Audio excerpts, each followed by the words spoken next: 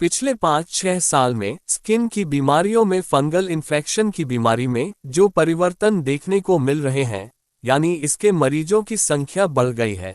दाद एक मौसम में ना होकर पूरे साल रहने लगा है। इसके लक्षणों में बदलाव दिख रहा है।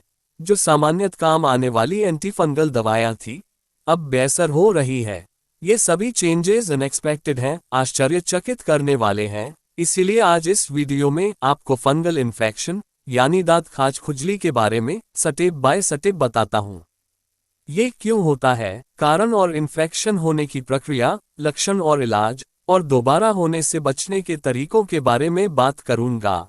सबसे पहले आपको बता दें कि बैक्टीरिया वायरस की तरह फंगस भी एक तरह का कीटाणु है जो बाहरी वातावरण से शरीर में स्किन के संपर्क में आता है और इसकी जो बाहरी परत है इसमें इन्फेक्शन करता है। अपनी जो स्किन होती है उसमें पसीना, गीलापन, नमी या इसका जो ऑयल होता है और प्रोटीन होता है, वह इस फंगस के लिए न्यूट्रिशन का काम करती है। तो मैं आपको ये क्लियर कर देना चाहता हूँ कि जो फंगस इन्फेक्शन है वो अपने स्किन की सबसे बाहरी परत का होने वाला फंगल इन्फेक्शन है और वो इस स्किन की बाहरी परत से नीचे ब्लड में एंटर नहीं करता है। तो अपने मन से ये संदेह निकाल दीजिए, यह बाहरी वातावरण से स्किन के संपर्क में आता है। सबसे कॉमन कारण इसमें होता है कि आप किसी ऐसे आदमी के संपर्क में आए हो जिसको पहले से दाद हो रखा हो। वो आपके फैमिली रिलेटिव भी हो सकते हैं, फ्रेंड्स भी हो सकते हैं, और कई कबार भीड़ वाली जगह पर अननोन पर्सन से भी यह ट्रांसफर हो सकता है। छूने से फैलता है। दूसरा, आपके घर में पेट्स हो जैसे कैट या डॉग जिसको रेसेज हो, साथ में बाल उड़े हुए हो, फुंसियां हो रही हो, तो वो फंगल इन्फेक्शन आप में ट्रांसफर हो सकता है। तीसरा, बेयर फुट वॉक यानी नंगे पैर चलने से, अगर ऐसी सरफेस हो जो गीली रहती हो और टाइम से साफ नहीं होती हो, जैसे स्विमिंग पूल के आसपास का एरिया, वहां से यह पैरों वाली जगह पर या हाथ वाली जगह पर ट्रांसफर हो सकता है। इसके अलावा एक और हमें कॉमन सेक्शन मिलता है मरीजों में कि जो ट्रैवलर्स होते हैं, कहीं भी रुकते हैं, उस जगह पर रुकने की जो व्यवस्था है वह अच्छी नहीं होती है। गेस्ट हाउस में या लॉज में या जहां भी वो रुक रहे हैं, वहां पर बेड प्रॉपर्ली क्लीन नहीं हो, चेंज नहीं हो, या टॉवल्स धुले हुए नहीं हो, या पूरी तरह सूखे हुए नहीं है, तो वहां से भी यह इन्फेक्शन ट्रांसफर हो सकता है। अब यह एक बात बाहरी वातावरण से आपकी बॉडी में अगर आ गया तो किस तरह से यह आगे अपना फैलाव करता है। तो जैसे ही आपके शरीर के संपर्क में आएगा, आपके शरीर की जो नमी है वो चाहे पसीने की वजह से आए हो या गीलेपन की वजह से, वो इसको बढ़ावा देती है और यह धीरे धीरे अपनी संख्या वहां पर इंक्रीज करता रहता है। इसीलिए यह बीमारी गर्मी और बरसात के मौसम में सबसे ज्यादा होती है, सबसे तेजी से फैलती है। अब आपके शरीर में एक बार अगर यह निशान बन गया तो यह निशान शरीर में दूसरी जगह इस बीमारी को फैलाने के लिए सोर्स का काम कर सकता है। अब बात करते हैं फंगल इन्फेक्शन के लक्षण की। किन जगह पर फंगल इन्फेक्शन ज्यादा होता है?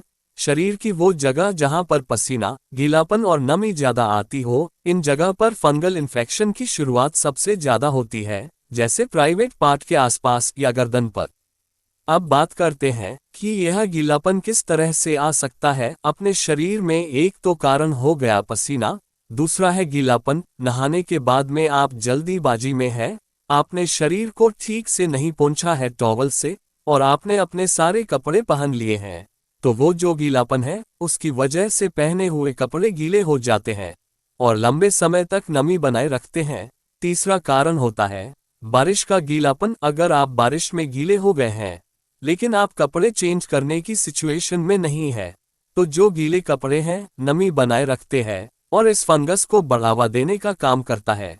शुरुआत में एक खुजली चलती है, एक हल्की सरसराहट होती है, वो नॉर्मल होती है, लेकिन बाद में वो खुजली बढ़ जाती है, लगातार होने लगती है, उसकी तीव्रता बढ़ जाती है और धीरे धीरे 5 से 7 दिन में आपको उस जगह पर लाल निशान दिखने लगता है।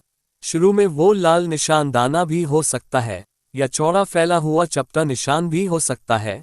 धीरे धीरे वो निशान फैलते फैलते एक रिंग की फॉर्म ले लेता है, यानी बीच में से वो क्लियर रहता है। उसकी एक बॉर्डर होती है अच्छी खासी, उस बॉर्डर पर आपको कभी कभार लाल, पीले या सफेद छोटे दाने दिखाई दे सकते हैं। ये दाने उस फंगस की एक्टिविटी को प्रेजेंट करते हैं। अब एक जगह होने के बाद में ये निशान धीरे धीरे उसी जगह साइज में बढ़ता रहता है। या आपने वहां खुजली करके दूसरी जगह हाथ लगा लिया, या वहां पर टॉवल से पूछकर वो टॉवल दूसरी जगह काम में ले लिया, या आपका साबुन आप जो यूज कर रहे हैं दांत वाली जगह के लगाकर दूसरी जगह यूज कर रहे हैं, तो वहां से वह शरीर में दूसरी जगह फैल सकता है। आजकल ये दांत शरीर के किसी भी हिस्से पर शुरू हो सकता है। पहले सामान्यतः 2-4 निशान होते थे, आजकल ये बड़े आकार में भी अपने लक्षण दिखा सकता है। आप खुद से इसकी दवाई ना करें, हमेशा डॉक्टर से मिलें। दोस्तों, अब बात करते हैं फंगल इन्फेक्शन को कैसे ठीक किया जाए। दोस्तों, सबसे पहले तो आप फंगल इन्फेक्शन वाली जगह पर साबुन लगाना बंद कर दें। आप साबुन की जगह नीम के पत्तों का गर्म किया हुआ पानी काम ले सकते हैं, या फिर नीम फेस वॉश से साफ कर सकते हैं।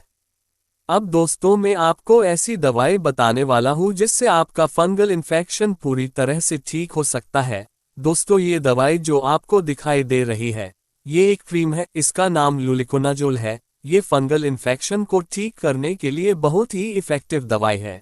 जहां भी फंगल इन्फेक्शन हो रहा है वहां पर इस क्रीम को थोड़ा सा लेकर अच्छे से लगाना है, जब तक क्रीम स्किन में एब्जॉर्ब ना हो जाए। दिन में 2 या 3 बार इस क्रीम को लगाएं और कोशिश करें कि दवाई लगाने के बाद 10 मिनट आराम करें। रात को सोने से पहले दवाई जरूर लगाएं। दोस्तों, इसके साथ में आपको ये टैबलेट्स भी लेनी है। इस टैबलेट का नाम है टर्बिकेटी और सेंटराजिन। ये टैबलेट्स रोजाना रात के समय एक एक लेनी है।